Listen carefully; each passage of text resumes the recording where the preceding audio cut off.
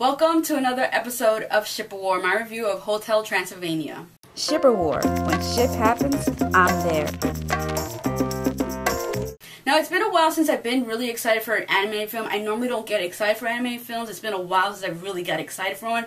I think the last one was Toy Story 3. Anything after that is just, I've seen them, but I wasn't just psyched out of my mind to watch them. Now, this movie, I wasn't psyched out of my mind per se, but I was excited to see it because I just love movies in general that have horror characters in it. So this film being an animated film based on horror characters, one being, Dracula, you kind of gotta be excited for it. At least I was. Now, I went into this movie with very low expectation because I knew who was involved in the movie, and normally Adam Sandler has disappointed me in so many ways with his live action films that I wasn't really holding my breath to completely love this film.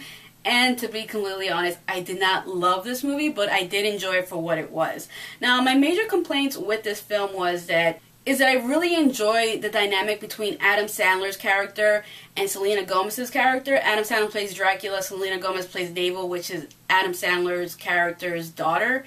And I really like that whole build-up between their characters and their relationship. And at the beginning of the movie, you basically get a lot of them two together, and it starts off on a great foot. The movie starts off great, and then once they introduce all the other characters, that's when it lost me, because I felt like all these other characters are such strong personalities. You got David Spade, you have CeeLo Green, you have Fran Drescher, you have Kevin James, and so many other people I'm sure I'm forgetting. Just these big name actors, big name people who all have strong personalities, and then you just throw them into this film, and you're obviously going to take a lot from the film in the sense of screen time, at least with their personalities. And I felt like they did that a lot. I felt like there was way too many characters, way too much going on, and it just took away from the movie. And I was hoping, this story would have been a lot better if it was just about Dracula and his daughter. And I thought just that alone would have been just great as a story. As for the romance in this movie, it's Selena Gomez's character and Andy Samberg's character. Andy Samberg plays a human. He's not a monster. And I have to say, his character was one of the most obnoxious characters in this film. He plays kind of like this surfer dude type of guy from America, and it was just way too much. Like, the whole surfer dude personality works in small doses, but for him to be like that throughout the whole film just drove me nuts. I just felt his characters was yet another example of way too much of a big personality taking over the film.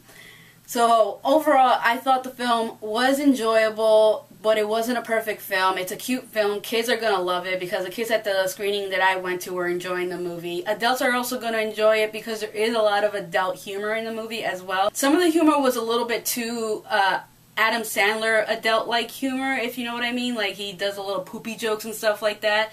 Yeah, well, those are in this film as well, so that's expected, I guess, with Adam Sandler. But I did enjoy this film for what it was.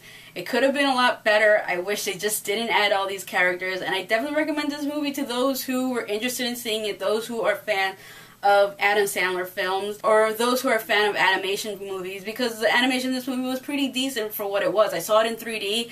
Again, I'm the type of person who's not big for 3D. I can do without, but in this movie it worked for what it was. So that is all for this episode of Ship War. Goodbye, and until next time. And if you haven't already, please subscribe. Completely honest, from the get-go, I tell you guys I did enjoy this film, and I know I'm in the major minority for actually enjoying this film. Honestly, the people at my screener when I went to go see this really didn't like it either. There was only a handful of us that actually enjoyed it, and I'm going to say the majority of us were women. It seemed like all the guys hated the movie while most of the women either thought it was okay or they really enjoyed it. The two major complaints I heard from people who did not like the movie at the screening was that it wasn't scary and they really